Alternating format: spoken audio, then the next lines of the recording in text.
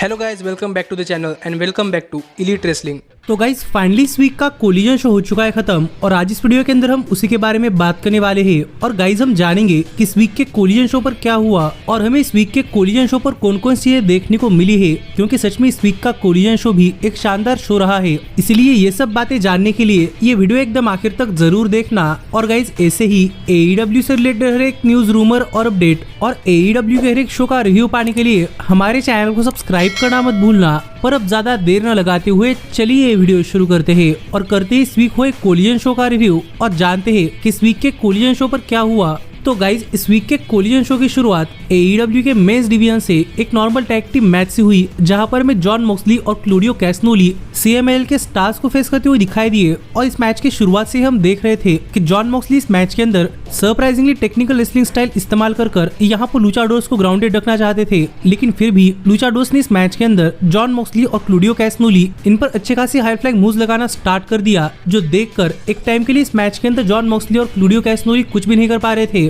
पर दोनों ने एक साथ मिलकर इन दोनों हाई फ्लाइज पर आउट ऑफ नोवेयर काफी खतरनाक स्ट्राइकिंग करना स्टार्ट कर दिया, जिससे कि लुचाडोर्स इस मैच के अंदर ज्यादा कुछ नहीं कर पाए। और यहाँ पर आखिरकार स्टार जूनियर पर एक आर्म बार लगाकर सबमिशन के सहारे जॉन मॉक्सली अपने टीम के लिए मैच जीत लिया है। तो देखना पड़ेगा कि क्या CMLL स्टार्स का AEW के अंदर आखिरी मैच था और क्या हम इसके बाद आगे भी CMLL स्टार्स AEW के अंदर देखने को मिलने वाले हैं या नहीं, और ऐसा क्यों ये मैं आपको आगे बताऊंगा। लेकिन इसके बाद जॉन मॉक्सली ने यहाँ पर माइक लेकर बात करते हुए कहा कि जॉन मॉक्सली और क्लूडियो कैसनोली ये ब्लैकपुल कॉम्बैट क्लब की तरफ से काफी जबरदस्त टैग टीम है, और अगर जिसे किसी लगता है कि वो इनसे जबरदस्त थे तो यहाँ पर आकर डायरेक्टली ब्लैकपुल कॉम्बैट क्लब का सामना कर सकते हैं। जो बात यहाँ पर जॉन मॉक्सली ने कही और मॉक्सली के इसे कहते ही हमने देखा कि यहाँ पर FTR आ गई। और गाइस यहाँ पर FTR और ब्लैकपुल कॉम्बैट क्लब एक दूसरे के सामने फेस टू फेस खड़ा हुआ, पर यहाँ पर इन दोनों ने एक दूसरे पर अटैक करना स्टार्ट कर दिया, जो देखकर पूरा का पूरा लॉकर रूम यहाँ पर ब्लैकपुल कॉम्बैट क्लब और FTR को सेपरेट करने के लिए आ गया। तो देखने के लिए मजा आएगा कि अब जो FTR और ब्लैकपुल कॉम्बैट क्लब इनके बीच में नई से स्टोरी स्टार्ट होती है तो हमें ये राइवलरी आगे कहाँ पर जाती हुई दिखाई देती है। पर सच में मुझे लग रहा है कि इस राइवलरी के अंदर पोटेंशियल है। पर इसके बाद हमें शो पर डेनियल गार्सिया एक 1-on-1 मैच के अंदर शेन टेलर को फेस करते हुए दिखाई दिए। और गाइस प्रोबेबली ये मैच इन दोनों सुपरस्टार्स के लिए अपने आप को प्रूव करने के लिए था। और इस मैच के अंदर शेन टेलर और गार्सिया दोनों ने अपनी काफी जबरदस्त परफॉर्मेंस दी है, जहां पर शेन टेलर अपने साइज का इस्तेमाल कर गार्सिया पर काफी तगड़ा अटैक कर रहे थे, लेकिन गार्सिया भी शेन टेलर के पैरों को टारगेट कर इस मैच के अंदर बने हुए थे। और गार्सिया ने इस मैच के अंदर शेन टेलर की तरफ से काफी तगड़ी बीटिंग भी खाई, लेकिन गार्सिया इस मैच के अंदर बने रहे। और guys out of nowhere Garcia ने शेन टेलर के पैरों को टारगेट कर आखिरकार उस पर अपना सबमिशन लगा दिया, जो कि शेन टेलर सहन नहीं कर पाए। और गाइस सरप्राइजिंगली शेन टेलर ने यहाँ पर टैप आउट कर दिया है, जिससे कि गार्सिया ये मैच जीत चुके हैं। तो देखने के लिए मजा आने वाला है कि आगे गार्सिया के साथ क्या होता है और शेन टेलर के मैच हारने के बाद क्या अब भी ली मोराटी शेन टेलर के साथ कंटिन्यू करते हैं या नहीं। लेकिन इसके बाद हमें शो पर रेनेपेकेट बैकस्टेज में एडी किंगस्टन का इंटरव्यू लेते हुए दिखाई दी। और यहाँ पर इस इंटरव्यू के अंदर बात करते हुए सबसे पहले एडी किंगस्टन ने कहा कि एडी किंगस्टन यंग बक्स पर काफी नाराज है, क्योंकि यंग बक्स ने स्टिंग और डार्बी एलन पर अटैक कर दिया है,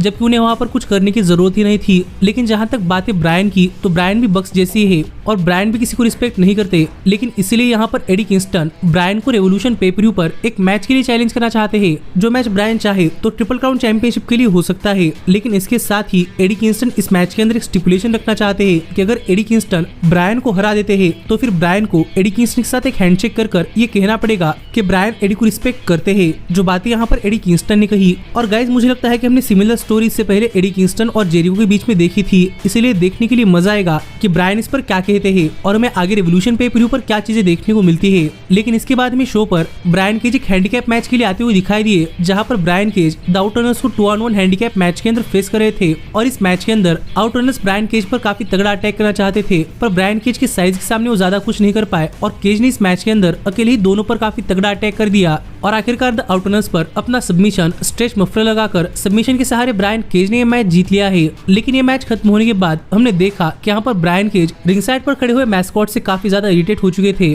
और जब ये मैस्कॉट प्रिंस नाना के साथ डांस कर रहा था तभी ब्रायन केज ने इस पर अटैक करना स्टार्ट कर दिया, जो देखकर इसे बचाने के लिए यहाँ पर हुक आ गए। और गाइस हमें यहाँ पर ब्रायन केज और हुक इनके बीच में काफी बड़ा ब्रॉल देखने को मिला और ये दोनों फाइट करते करते बैक स्टेज गए। तो देखना पड़ेगा कि जब हुक फिर एक बार ब्रायन केज जैसे बड़े सुपरस्टार के सामने फेस टू फेस जाते हैं तो यहाँ पर ये मैच इतना जबरदस्त होता है। पर इसके बाद हमने देखा कि रेनेपेकेट बैक स्टेज में रॉड्रिक स्ट्रॉन्ग और टोमोहिरो इशिका इंटरव्यू ले रही थी और यहाँ पर रॉड्रिक स्ट्रॉन्ग ने टाइम डिमांड किया था जहाँ पर टोमोहिरो इशी से कह रहे थे कि अगर टोमोहिरो इशी ऑरेंज कैसिडी को इंटरनेशनल चैंपियनशिप के लिए हरा देते हैं तो फिर उन्हें समझने की जरूरत है कि रॉड्रिक स्ट्रॉन्ग रेवोल्यूशन पेपर पर टोमोहिरो इशी के पीछे आने वाले हैं, तो इस मैच के अंदर क्या करना है ये इशी सोच ले, जो कहकर रॉड्रिक स्ट्रॉन्ग एक तरीके से यहाँ पर इशी को वार्निंग देकर यहाँ चले गए। तो देखने के लिए मजा आने वाला था कि अब आगे शो पर क्या होता है। पर इसके बाद में टोनी शिवानी rated R superstar Adam Copeland यानी कि एज को बुलाते हुए दिखाई दिए और एज के यहाँ पर आने के बाद टोनी शिवानी ने एज से पूछा कि एज की रेवोल्यूशन पेपर पर डायरेक्शन क्या होने वाली है और एज कौन सी चैंपियनशिप के लिए जाना चाहते हैं, क्योंकि रैंकिंग्स के अंदर टॉप कंटेंडर्स ने अपनी चैंपियनशिप डिसाइड कर ली है। और यहीं पर बात करते हुए एज ने सबसे पहले ये क्लियर कर दिया कि एज भी यंग बक्स से काफी नाराज है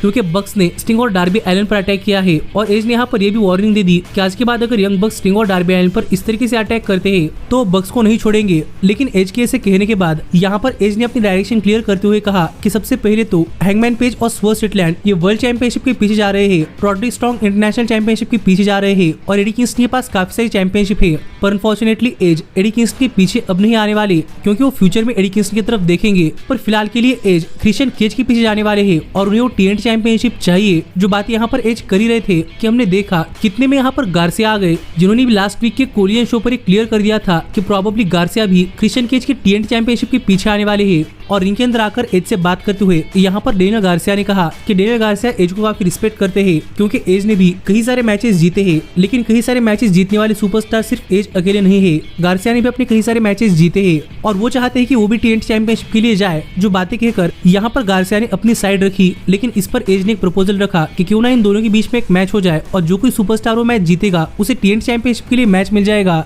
जो चैलेंज यहाँ पर गार्सिया ने एक्सेप्ट कर लिया है और इन दोनों ने हैंडशेक कर एक तरीके से ये मैच ऑफिशियल कर दिया। पर जब गार्सिया यहाँ जा रहे थे तब गार्सिया को पकड़कर यहाँ पर एज ने कहा कि एज अगर चाहे तो अभी के अभी गार्सिया को दिखा सकते हैं कि गार्सिया टाइटल शॉट डिजर्व नहीं करते, पर गार्सिया ने अभी मैच रसल किया है इसलिए एज अब गार्सिया पर इतना हार्ड नहीं होंगे। पर जब इनका मैच होगा तब गार्सिया को एज से कोई नहीं बचा पाएगा। जो बातें कहकर एज यहाँ चले गए तो देखने के लिए मजा आएगा कि जब एज ने भी गार्सिया को एक वार्निंग दे दी है तो जब ये मैच होता है तो ये मैच इतना जबरदस्त होता है। लेकिन इसके बाद में शो पर रेने पैकेट बैकस्टेज में क्रिस स्टैटलैंडर और विलो नाइटिंगेल का इंटरव्यू लेते हुए दिखाई दी और यहाँ पर बात करते हुए क्रिस स्टैटलैंडर और विलो नाइटिंगेल ने कहा कि अगर जूलिया हार्ट और स्काई ब्लू को विलो नाइटिंगेल और क्रिस स्टैटलैंडर की अटेंशन चाहिए तो कांग्रेचुलेशंस, क्योंकि इन दोनों की नजर पहले से इन दोनों पर है। और माना कि स्काई ब्लू और विलो नाइटिंगेल इससे पहले काफी बार टैग टीम के अंदर काम कर चुके हैं पर कभी इन दोनों ने एक दूसरे के खिलाफ काम नहीं किया। और एक कहकर यहाँ पर विलो नाइटिंगेल ने स्ट्रोक लेते को स्काई ब्लू और विलो नाइटिंगेल इनके बीच में एक मैच ऑफिशियल करने के लिए कहा। तो देखना पड़ेगा कि जब ये मैच होता है तो ये मैच इतना जबरदस्त होता है।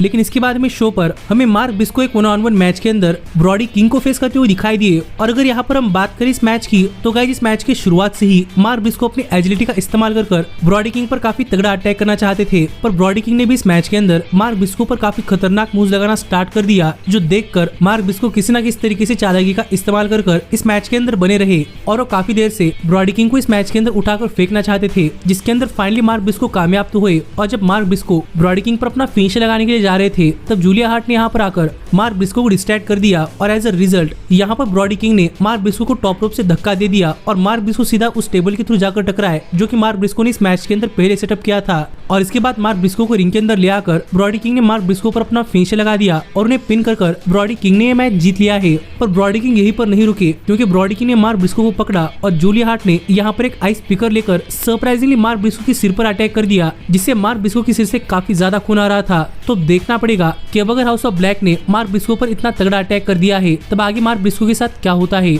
लेकिन इसके बाद में शो पर बाउंटी हंटर ब्रायन कीथ एक बैकस्टेज सेगमेंट के थ्रू बात करते हुए दिखाई दिए और यहाँ पर बात करते हुए ब्रायन कीथ ने कहा कि फाइनली वो भी ऑल लीड हो चुके हैं, पर उनका गोल सिर्फ AEW कंपनी के अंदर साइन होना नहीं था बल्कि AEW के अंदर चैंपियन भी होना था और इसीलिए वो रैंकिंग्स क्लाइम कर किसी न किसी चैंपियनशिप के पीछे आने वाले हैं। जो बात यहाँ पर ब्रायन कीथ ने कही तो देखना पड़ेगा क्यों किस चैंपियनशिप के पीछे जाते हैं। पर इसके बाद हमने देखा कि हमें डियाना पुराजो कियारा होगन को फेस करती हुई दिखाई दी और गाइस फिर एक बार कोलिजन शो पर यह मैच एक काफी शानदार मैच रहा है, जहाँ पर डियाना पुराजो और क्रिस स्टैटलैंडर इन दोनों ने इस मैच के अंदर अपनी काफी शानदार परफॉर्मेंस दी और इस मैच के अंदर भी इन दोनों की केमिस्ट्री काफी बढ़िया दिखाई दे रही थी। शायद ही सिर्फ इसलिए हो क्योंकि इन दोनों ने इससे पहले TNA कंपनी के अंदर एक दूसरे के साथ काम किया था। पर डियाना पुराजो ने भी इस मैच के अंदर काफी डोमिनेट किया और आखिरकार कियारा होगन पर अपना सबमिशन लगाकर डियाना पुराजो ने सबमिशन के सहारे ये मैच जीत लिया है। तो यहाँ पर देखने के लिए मजा आने वाला था कि डियाना पुराजो कुछ कहती है या नहीं, लेकिन इतने में हमने देखा कि जब डियाना पुराजो बैकस्टेज जा रही थी तभी टोनी स्टॉर्म यहाँ पर आ गई और डियाना पुराजो की तरफ देखकर वो रिंग के अंदर चली गई, क्योंकि आगे शो पर उनका मैच क्वीन अमेरिटा के खिलाफ होने वाला था।